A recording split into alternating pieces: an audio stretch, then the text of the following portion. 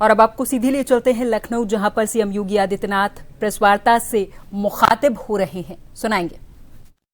सर्वसम्मति से इसका अनुमोदन किया है और जो 22 सितंबर से शारदीय नवरात्रि के अवसर पर लागू हो रहा है। मुख्य रूप से यह अब तक के टैक्स रिफॉर्म का एक बहुत बड़ा अभियान का हिस्सा है और यह आदरणीय प्रधानमंत्री जी का देशवासियों के प्रति को दीपावली का गिफ्ट भी है, क्योंकि इतना बड़े पैमाने पर रिफॉर्म हो और एक कॉमन मैन के बारे में उसे विभिन्न सेक्टर में इतनी छूट मिले, यह अत्यंत महत्वपूर्ण है उसके बारे में जानने के लिए। सबसे पहले हम लोग चर्चा करें तो जब जुलाई 2017 में जीएसटी लागू हुआ था, जीएसटी के पहले जो अलग अलग टैक्सेस थे, सेस थे, न केवल उद्यमी और एक व्यापारी उसके कारण परेशान होता था, बल्कि आम उपभोक्ता पर भी और एक ईमानदार टैक्स पेयर पर भी इसका व्यापक प्रभाव पड़ता था। अनेक ऐसे क्षेत्र थे जिसमें वैट, सेल टैक्स और अन्य तमाम प्रकार के जो टैक्सेस थे, उनकी जो दर थी वह काफी बड़ी थी। अनेक प्रकार के सेस थे। कोई भी इंटीग्रेटेड फॉर्म टैक्स का नहीं था। जीएसटी ने इन सभी प्रकार के अलग अलग प्रकार के जो सेल टैक्स के थे, वैट के थे या फिर अलग अलग प्रकार के सेस थे, इन सबको इंटीग्रेशन करके और टैक्स रिफॉर्म के लिए जो समय क्रांतिकारी कदम उठाया था, वन नेशन वन टैक्स के आधार पर, परिणाम क्या था कि उस समय टैक्स को जितना सिंप्लीफाई किया गया था, उसका परिणाम था कि बड़े पैमाने पर जीएसटी का रजिस्ट्रेशन बढ़ा और रजिस्ट्रेशन बढ़ने के साथ ही बड़े पैमाने पर देश की जीडीपी में अप्रत्यक्ष कर का योगदान भी होता हुआ दिखाई दिया। 17 के बाद का सबसे बड़ा जो रिफॉर्म टैक्स के क्षेत्र में है, उसमें अगर आप देखेंगे तो जो ये टैक्स में जो रिफॉर्म सामने आया है, अब तक हम देखते थे कि 4 स्तरीय जो 4 लेयर की टैक्स की प्रणाली थी, 5%, 12%, 18% और 28%। इन 4 को अब कम करते हुए 2 श्रेणी टैक्स की रखी गई है, 5% को और 18% को। 12 और 28 के स्लैब को जीएसटी ने समाप्त कर दिया है। हां, कुछ सिन आइटम और लग्जरियस आइटम ऐसी हैं जिनमें 40% का जो जीएसटी है वह बना रहेगा। वह अलग एक व्यवस्था है, लेकिन महत्वपूर्ण है कि अब केवल 5% और 18% का यह टैक्स ही, 2 स्लैब ही जीएसटी की मुख्यतः रहेंगे और जिनके माध्यम से यानी देशवासियों को बहुत बड़ी राहत इसके माध्यम से मिलेगी हर एक स्तर पर। यानी रसोई से लेकर के, एक किसान से लेकर के, घर के निर्माण से लेकर के और बड़े बड़े हाईवे और इंफ्रास्ट्रक्चर के डेवलपमेंट के साथ साथ अपने कारोबार को आगे बढ़ाने वाले उद्यमियों के लिए भी इसका भारी लाभ होने वाला है और इसके माध्यम से लगभग 2 लाख करोड़ रुपए से अधिक का भारत की अर्थव्यवस्था में ग्रोथ होने की संभावना भी है। जनता को जो राहत इस टैक्स से मिलने जा रही है, एक सामान्य गृहस्थ परिवार के लिए, अगर आप देखें, दूध है, दही है, पनीर है, शैम्पू है, टूथपेस्ट है, साबुन है, साइकिल और बच्चों से जुड़े हुए सामान, जितनी भी सामग्री है, घरेलू सामान है, इन पर अब केवल 5% या 0 टैक्स होगा। इससे रोजमर्रा के खर्च में जो लोगों की पूंजी है उसमें बचत होगी, लेकिन साथ साथ लोगों की खपत की कैपेसिटी बढ़ेगी, व्यक्ति ज्यादा खरीद सकता है। अन्नदाता किसानों के लिए देखेंगे, ट्रैक्टर, टायर, कीटनाशक, सिंचाई के उपकरण, इन सब पर जो टैक्स है वह घटा करके 5% कर दिया गया है। खेती की लागत को कम करने और ग्रामीण भारत की अर्थव्यवस्था को सुदृढ़ करने में इससे काफी बड़ी मदद मिलेगी। स्वास्थ्य के क्षेत्र में हम देखेंगे तो व्यक्तिगत जीवन और स्वास्थ्य बीमा से जुड़ी हुई जीएसटी को पूरी तरह समाप्त कर दिया गया। दवाइयों, ऑक्सीजन और जांच किट पर कर में कटौती की गई है, जिससे इलाज सस्ता हो सके और एक सामान्य नागरिक राहत प्राप्त कर सके। वाहनों की खरीद फरोख्त में भी गाड़ियों और बाइक पर, यानी 4 व्हीलर और 2 व्हीलर पर 28% से जीएसटी की दर को घटा करके 18% किया गया है, यानी 10% की कटौती। ये चीजें दिखती हैं कि एक सामान्य नागरिक भी वाहन खरीदने की सामर्थ्य रख सकता है और इसका लाभ उसे मिलेगा। स्वाभाविक रूप से प्रोडक्शन होगा, एम्प्लॉयमेंट नए जनरेट होंगे, नए रोजगार के अवसर सृजित होंगे। नोटबुक, यानी शिक्षा के क्षेत्र में देखेंगे, नोटबुक, पेंसिल और जो नक्शे हैं, अन्य जो शिक्षण सामग्रियां हैं, इनमें भी काफी छूट दी गई है। ये कोई इसमें टैक्स नहीं लगेगा। हां, लग्जरी जो आइटम है, तंबाकू है, पान मसाला है, कैसीनो है, इन सब पर 40% तक का टैक्स लगाया गया है। व्यापार में आसानी करने के लिए टैक्स रजिस्ट्रेशन के लिए उसको ऑटो मोड पर किया गया है, ऑटो अप्रूव करने की व्यवस्था दी गई है, उसे रिफंड करने की सुविधा भी उसमें दी गई है। रिस्क आधारित कंप्लायंस से जो भी अन्य सुविधाएं हो सकती हैं, श्रम सुधार यानी लेबर रिफॉर्म के लिए, अन्य चीजों के लिए भी काफी इसमें सुविधाएं इसके माध्यम से देने का प्रयास हुआ है।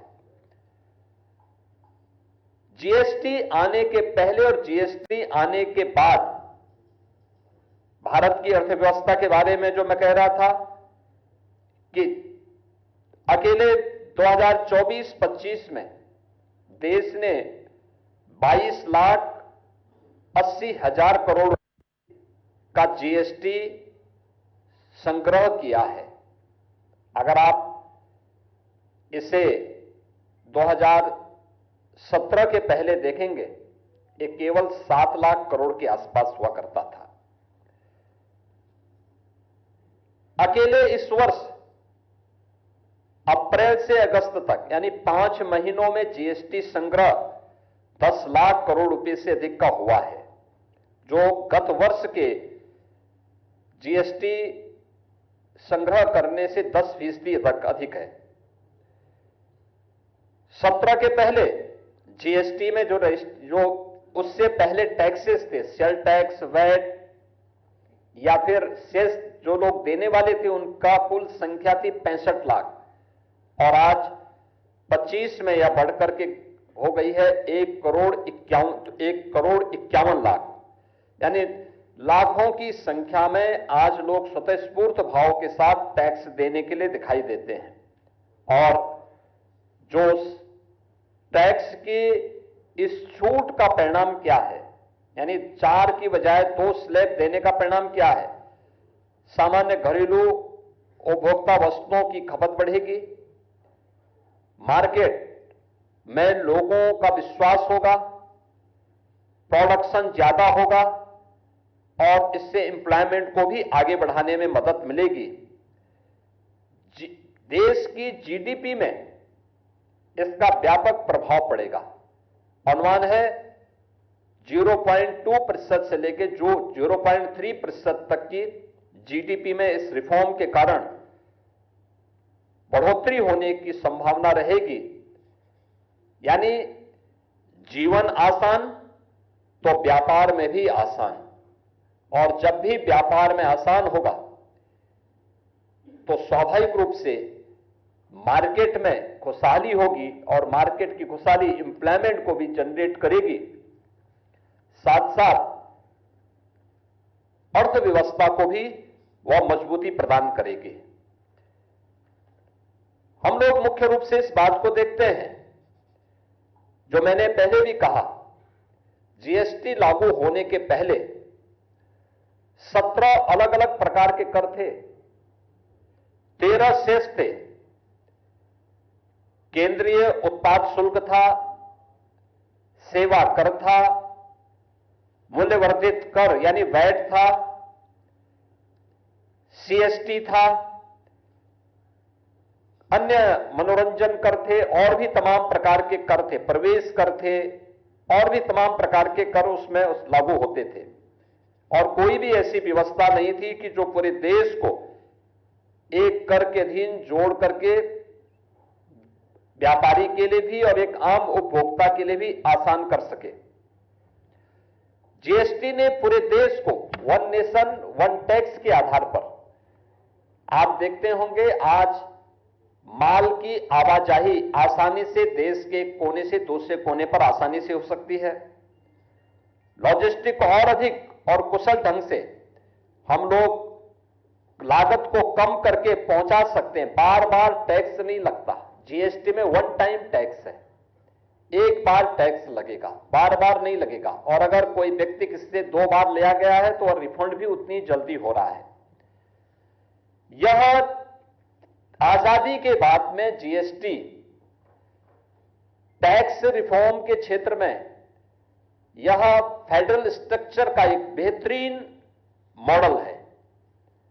और जीएसटी लागू होने के बाद यह पहली बार इतने बड़े पैमाने पर इन सभी सेक्टर में सुधार से सामान्य नागरिकों को काफी राहत मिलेगी। 2014 के पहले, जो मैंने आपसे पहले भी कहा, मैंने 17 के आंकड़े दिए थे, लेकिन 2014 के पहले भारत का जो टैक्स संग्रह था, यानी अप्रत्यक्ष कर के माध्यम से जो हमें टैक्स संग्रह होते थे, वह 5.44 लाख करोड़ मात्र होता था। और अब यह बढ़कर के 24-25 में बढ़कर के 22,80,000 करोड़ तक पहुंचा है। यानी इतने बड़े पैमाने पर 305% की इसमें ऐतिहासिक वृद्धि हुई है। परिणाम क्या है? परिणाम है राष्ट्रीय राजमार्ग के नेटवर्क में 60% की वृद्धि हुई। यानी पैसा आएगा तो आप उस पैसे को देश के अंदर विभिन्न प्रकार के गरीब कल्याणकारी कार्यक्रमों में खर्च कर सकते हैं, इंफ्रास्ट्रक्चर बढ़ाने में कर सकते हैं, पब्लिक ट्रांसपोर्ट को और बेहतरीन करने में कर सकते हैं। आज पैसा था 5 लाख करोड़ से बढ़कर के 11 वर्ष में 22 लाख करोड़ हो जाता है। परिणाम क्या है? नेशनल हाईवे की जो नेटवर्किंग है, इसको हमें देश के अंदर 91 यानी 60% बढ़ाने 91,000 किलोमीटर से बढ़ा करके 1,46,000 किलोमीटर पहुंचाने में मदद मिली है। और आज भारत दुनिया का दूसरे सबसे बड़े सड़क नेटवर्क वाला देश है। देश के अंदर विभिन्न मार्गों पर आज 144 वंदे भारत ट्रेन संचालित हो रही है। ये 2014 के पहले नहीं थी, 17 के पहले भी नहीं थी। 2014 के पहले देश के पास कुल 74 एयरपोर्ट्स थे। आज इनकी संख्या बढ़कर के 160 हुई है। आप अनुमान करिए, पैसा है तो उस पैसे को कैसे हम एयर कनेक्टिविटी को बेहतर करने के लिए उसके इंफ्रास्ट्रक्चर को डेवलप करने में खर्च करने हैं। मेट्रो 2014 के पहले केवल 248 किलोमीटर का था, आज वह देश के अंदर 1013 किलोमीटर से अधिक का आप भारत के पास मेट्रो नेटवर्किंग है। डिफेंस मैन्युफैक्चरिंग में 2014 में केवल 46,000 करोड़ रुपए का डिफेंस मैन्युफैक्चरिंग भारत के अंदर होता था। आज वह बढ़कर के अगर हम देखते हैं कि अकेले 23-24 के अंदर हम देखेंगे तो यह 1,27,000 करोड़ का हुआ है। और इस दौरान यूपी के अंदर भी तमाम डिफेंस मैन्युफैक्चरिंग कॉरिडोर से जुड़े हुए जो उद्यम हैं, इन्होंने यहां पे अपने प्रोडक्शन शुरू कर दिए हैं। 686 करोड़ रुपए का हम केवल देश के अंदर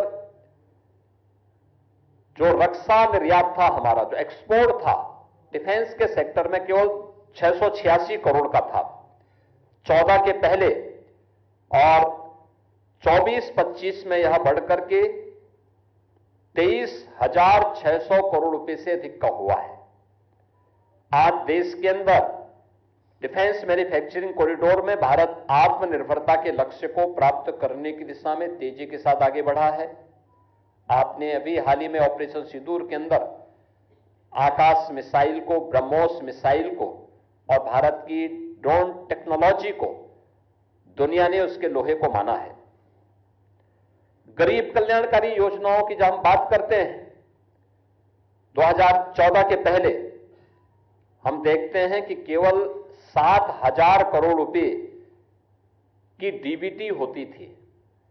आज यह देश के अंदर हम देखते हैं तो 24-25 में ही 6,83,000 करोड़ रुपए का डीबीटी के माध्यम से सीधे एक गरीब के खाते में पैसे सीधे भेजे गए, यानी 90 गुना अधिक इसमें वृद्धि हुई है।